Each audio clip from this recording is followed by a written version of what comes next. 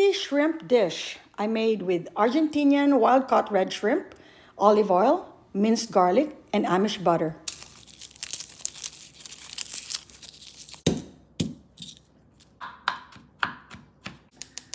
Start with olive oil.